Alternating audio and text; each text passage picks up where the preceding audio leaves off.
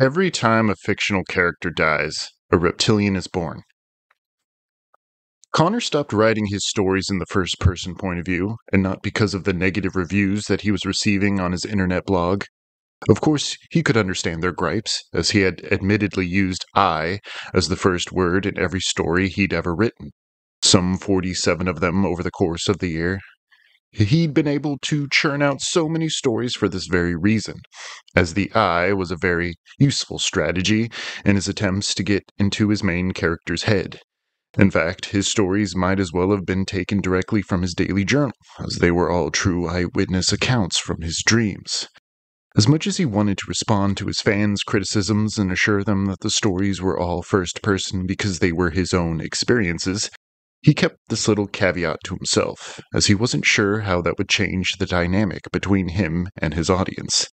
He wasn't certain what that would do for his own mental well-being, finally owning up to the fact that his every sleeping night was marked by jarring nightmares that would make the most calloused slasher film lover cringe. The second most common criticism was that all of his main characters died at the end, and he wasn't sure how he could remedy this either. It had been his conviction since starting the Insomniac's quarterly blog that he would recount his dreams true to how he lived them. And the truth was that he died every night in his sleep. He never died of an accident, stepping off a cliff, or driving his car into a tree. No, he was murdered every time, and always at the hands of an unseen monster. Interestingly enough, he never received comments from people demanding to know what the monster looked like, or why it was even hunting the protagonist. It was the unseen predator that made his flash fiction enjoyable. Connor had a fine way of articulating his antagonist using the other senses. The smell of rotting vegetation, the sound of short whistling gasps, like the suction of air through a gas mask, and the humid heat that radiated from the creature. And it always receded into Connor's blind spot, no matter where he found himself in his dreams. An amusement park at night, a boat in the middle of the water, an abandoned supermarket, it didn't matter.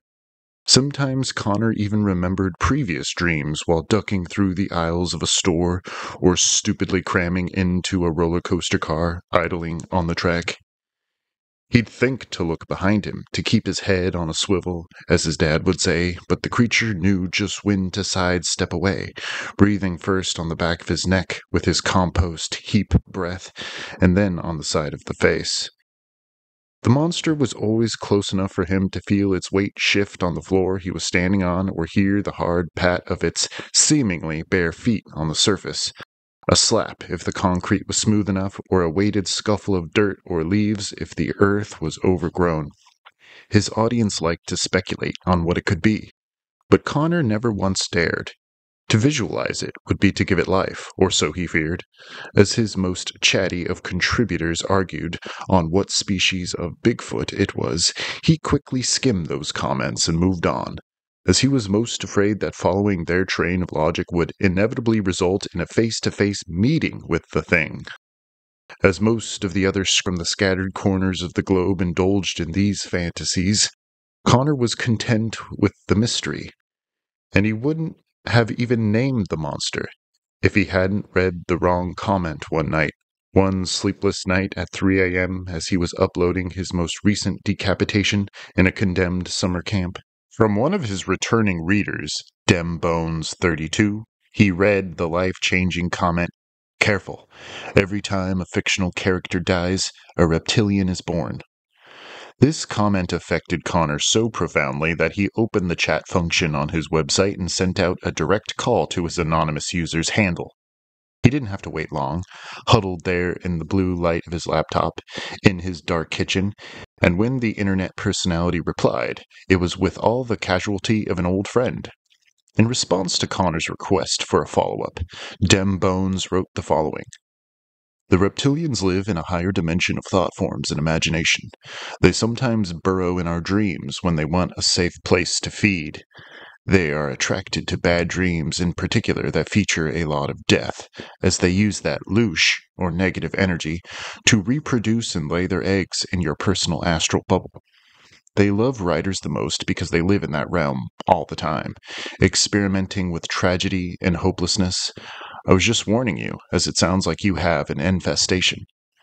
How do you know all this? Connor wrote back. Instantly, he saw the little hourglass icon turning below his question to indicate his pen pal was writing him. I used to write. I still read horror, obviously, but I couldn't participate in it anymore. I had the same kind of dreams. That is what you're writing, correct?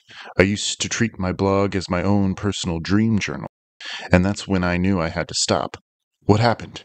They never became anything more than dreams, did they? The next 5 minutes waiting for his response were the most excruciating moments of Connor's life, and the answer did little to slow his ragged breathing. Just consider stopping. Start writing other things. You have to tell me what happened.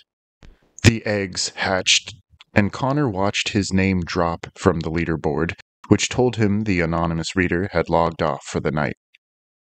Deciding that he wouldn't sleep that night, Connor pored over material on the internet, searching out methods for eradicating astral eggs from his auric field.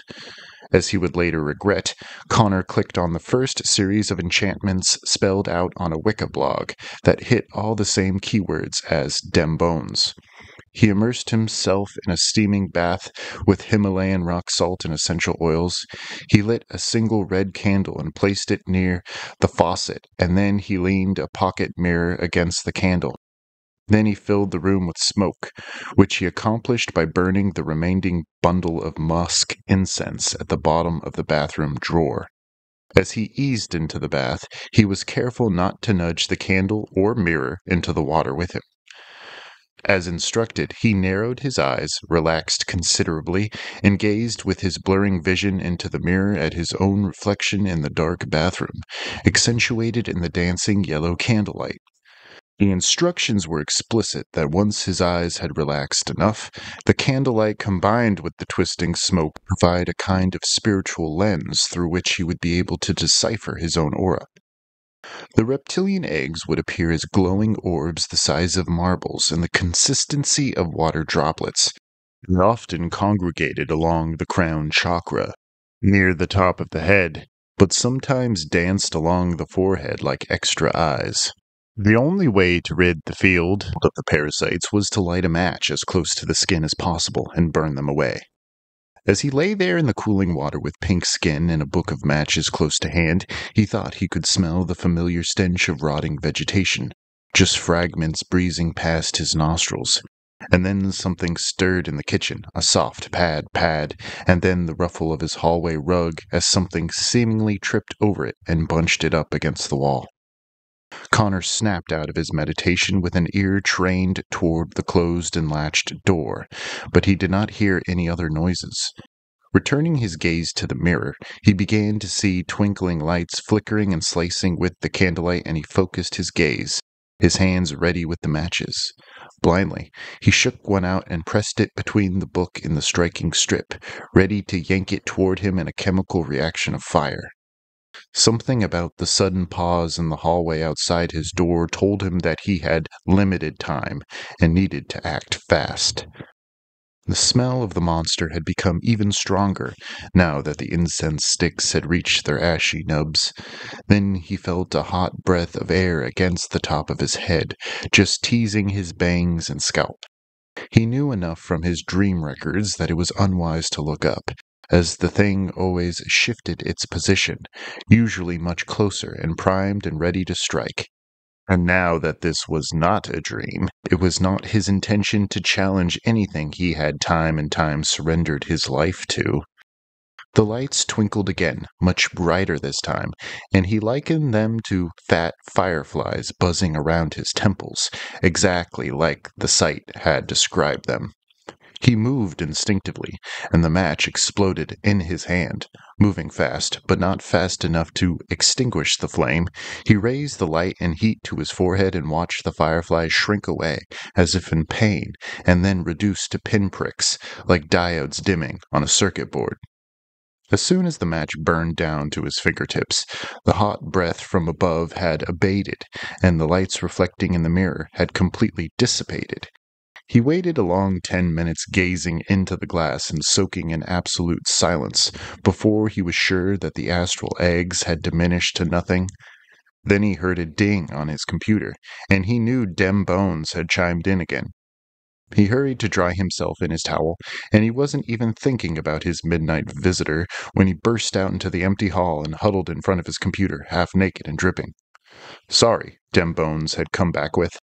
"My internet connection went out mysteriously. I was going to say, don't try removing the eggs yourself. The best way to rid yourself of the passengers is to stop writing scary stories and focus on the true, the innocent, and the beautiful for a while. The eggs will shrivel on their own. Interfering with them in any way will cause them to hatch as a defense mechanism. Good luck, man. I really did think you wrote some good stuff." Then something splashed in the bathroom, and he felt sharp talons bite into the back of his neck. Connor started out of his sleep, the water slowly sloshing out around him as it flooded the floor and extinguished the candle on the tub edge. A dream! Looking over at the incense sticks burning by the wall-length mirror, Connor realized that it had been about 30 minutes, as the sticks were halfway burned. How much of it had been a dream, though? He wondered if the computer had really dinged sometime in his sleep. So he struggled his way out to check the computer, but the screen was black and it did not switch on when he pushed the power button. Had he really lit the match to ward off the eggs? He supposed that he hadn't dreamed the interaction with Dem Bones, but how could he be sure with a dead computer? Back in the bathroom, he searched the pooling water to find the book of matches, and there was indeed one missing. He found the bent and spent piece of matchstick curled around the edges among the rest of the scattered refuse, and he knew that he had followed through with the ritual, for better or worse. In the living room, his computer rang again, and his heart did a quick up and down in his throat. He had never crept as slowly back toward his desk, where his screen was very much alive with light. Bending down in front of the computer, he read the newest message from Dem Bones. "You can only see the reptilians or their kin in your dreams, but don't go looking for them, or you'll never wake up." The computer lid slammed shut in front of him with such force that the plastic snapped in half and the entire room shook. The last thing he saw before waking in the tub again was a scaly arm ending at a gnarled claw digging its barbs into his oaken desk. Back in the sloshing tub, he looked once again at the half-burned incense sticks and used matchbook, and knew that he was in another dream, but he was reluctant to speculate on how he would ever wake from this hellish loop. What if there was only one way out? He decided he would stay there for a moment with his legs stretched out as far as they would go and the sweat pouring off his brow from the water's high temperature. The true, the innocent, and the beautiful, he thought to himself. Whatever that was, it would ward off the passengers, as Dem Bones referred to them. He started thinking of flowers, sunshine, waterfalls in the mist, and children chasing butterflies. At the least, he hoped this would rouse him from his sleep, returning him to his body, wherever that might be. God, he prayed that wouldn't be the half-filled bathtub in his bachelor studio apartment. Please be in my bed, he thought to himself, or in the bed of someone I love. Bubbles began to tickle the inside of his leg, and even before opening his eyes, he was screaming at the top of his voice, until it shredded away into a bloody gurgle that left him gasping and choking for life. His legs were no longer stretched out, but pulled all the way toward his chest, as he shriveled away from the ridged snout, poking out of the water, and gaining height as the emerald-colored creature raised itself up on its haunches. He saw its crocodile smile, bending along the surface of the clear water, and its yellow eyes stared big and unblinking in the jagged candle shadows. He screamed but did not wake up, and it continued to stand upright, the water pouring off and its mouth gaping open like the trap that it was. The steamy breath washed over him as its sandpaper tongue probed against his closed eyelids. The trap closed around his neck, and he did not wake up in the bathroom, or anywhere for that matter. And he never posted another story to his blog, leaving his diminishing fan base to speculate on what monster finally got him. A skinwalker, the Greys, or maybe the Rake. Of course, Dem Bones 32 knew what got him, but he never joined in with his peers on the dead author's website. which would surely disappear at the end of the month when no one paid the $25 for the domain. No, he just moved on to the next horror writer's blog, as he was most certainly needed there. One of these days someone would listen and heed his warning. Dem Bones liked a good scary story, like anyone, even if that meant the eventual gruesome death of all his favorite writers. They were most assuredly all dead.